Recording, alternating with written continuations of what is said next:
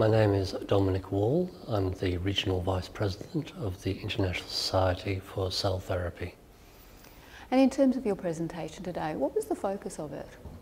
My presentation today was focused on the clinical trial requirements for biological therapies, which really speaks to cells and tissues as opposed to peptides and proteins being used for therapy. So it was a session that focused on educating the audience on the differences between the typical requirements that one might encounter for small molecules and how they differ for cells and tissues.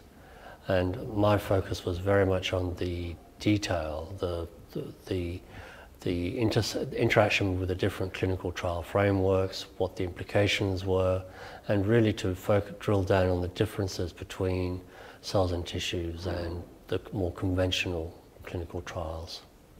And what do you think was the key points that you made for ARCS members? I think the key point of my presentation, and I think the take-home message that I had for the ARCS members, was really to highlight the importance of controlling the process from needle to needle. In other words, to really pay a lot of attention to the requirements the requirements to appropriately control the collection of cells and tissues.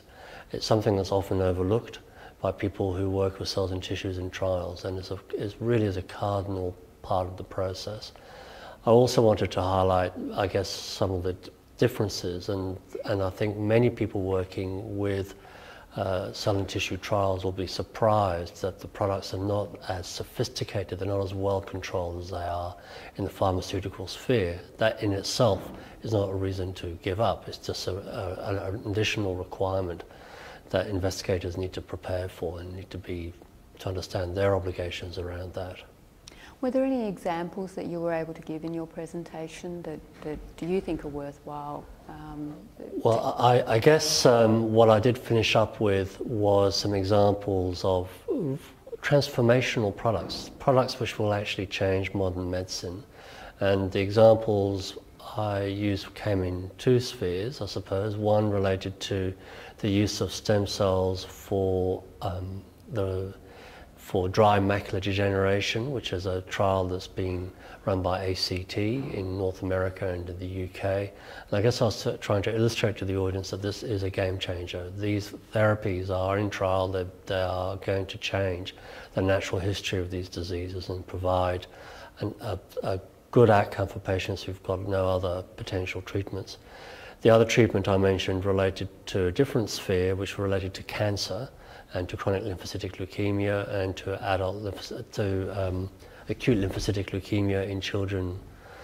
And again, this is a trial which will change medicine. It has demonstrated a capacity to remove large amounts of tumour and put patients into a molecular remission.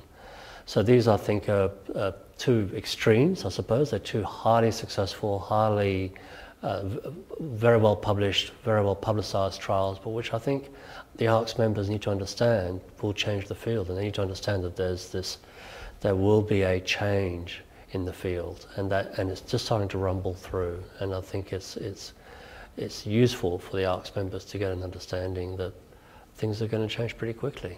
I think it's important for ARCS members to develop an understanding of how medicine is changing, and it's changing very quickly through these transformational cell and tissue therapy products. And I think they will change modern oncology, and I think they will also change the natural history of some chronic debilitating medical conditions. It's a very challenging field. There's no doubt that the trials have taken a lot longer than usual to accrue in the field of regenerative medicine with using embryonic stem cells, but in oncology things are moving very quickly. And I think if you attend the Hematology Society meetings and the Oncology Society meetings, there's a lot of development happening with immune therapies for cancer, and I think ARCS members will see a lot of changes in their field over the next few years.